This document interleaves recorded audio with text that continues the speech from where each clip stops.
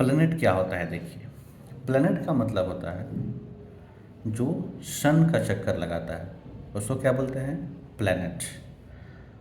और प्लैनेट का जो चक्कर लगाता है उसको क्या बोलते हैं हम लोग?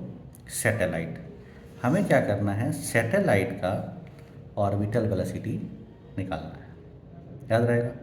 तो मान लीजिए आपके पास एक कोई प्लैनेट है, ठीक है, जिसका मास है कैपिटल एम, और एक सैटेलाइट है जो कि उसका चक्कर लगा रहा है। जो सैटेलाइट का मास है, मान लीजिए कि उसका मास एम है और वो वी वेलोसिटी से इसका चक्कर लगा रहा है और इसका रेडियस है आर। ठीक है, ये जो पाथ होता है इलिप्टिकल पाथ होता है, लेकिन फॉर मैथमेटिकल कन्वीनियंस हम लोग इसको सर्कुलर मान रहे हैं। एक्चुअली में केपलर साहब ने कहा था कि जो पाथ होता है कैसा होता है? इलिप्टिकल होता है, लेकिन फॉर मैथमेटिकल कन्वीनियंस हम लोग क्या मान रहे हैं? इसको सर्कुलर मान रहे हैं। ठीक है, याद रहेगा। अब अगर कोई बॉडी सर्कुलर ऑर्बिट में है, अगर कोई बॉडी सर्कल में घूम रही है, तो उस पे हमेशा एक फोर्स चाहिए होता है, that is called centripetal force. समझ में आ रहा है कि अगर कोई बॉडी सर्कल में घूम रही है तो हमेशा उसको क्या चाहिए? एक फोर्स चाहिए। कौन सा फोर्स? सेंट्रीपिटल फोर्स, जो हमेशा उसके सेंटर की तरफ लगता है। याद रहेगा। दूसरी बात, सेंट्रीपिटल फोर्स हमेशा कोई और प्रोवाइड करता है। जैसे नेता होते हैं ना, नेता का जितना भी एक्सपेंडिचर है कौन प्रोवाइड करता है?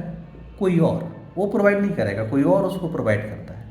वैसे जब भी अगर कहीं सेंट्रीपिटल फोर्स लग रहा है तो सेंट्रीपिटल फोर्स को कौन प्रोवाइड करेगा? कोई और फोर्स जो वहाँ पे लग रहा होगा।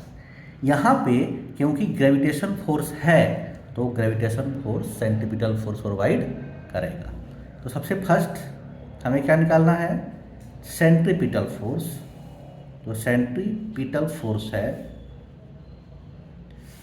उसकी वैल्यू होती है m v square upon are.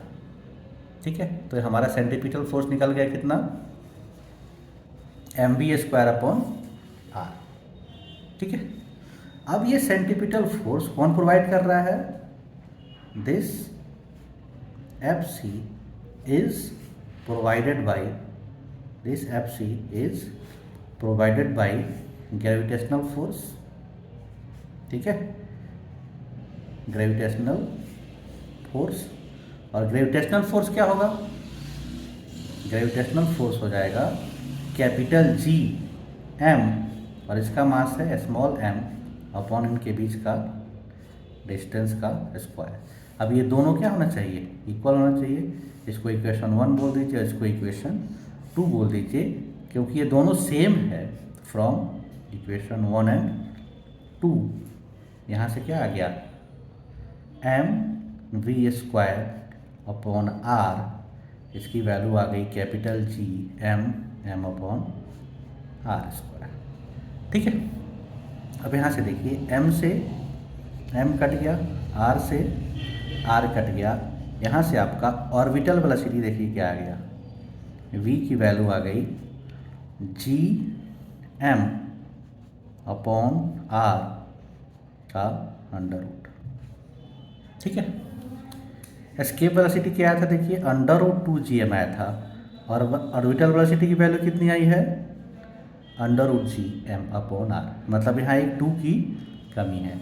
याद करिए, हमने जब एस्केप वेलोसिटी अभी किया था तो हमने कहा था कि अगर मैं यहाँ से आर से मल्टीप्लाई कर दूँ और यहाँ से भी आर से मल्टीप्लाई कर दूँ तो G M upon r square क्या बन जाएगा? Small g. ठीक है, तो यहाँ से आप ये भी लिख सकते हैं कि जो ऑर्बिटल वेलोसिटी है क्या बन गया? जी आर, स्मॉल जी आर, या फिर आप कह सकते हैं कैपिटल जी के टर्म में capital G M upon R. तो ये आपका फाइनल ऑर्बिटल वेलोसिटी का रिजल्ट आ गया। ठीक है, नहीं समझ में आया? एस्केप वेलोसिटी क्या था? देखिए हमारे पास जो एस्केप वेलोसिटी था वो क्या था?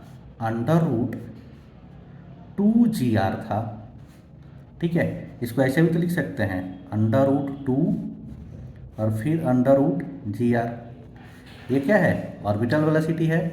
तो आपके पास एक और रिलेशनशिप आ गया, escape velocity is equal to √2 times v orbital velocity. ठीक है, यहाँ तक में कहीं से कोई कष्ट है, परेशानी है तो बता दीजिए।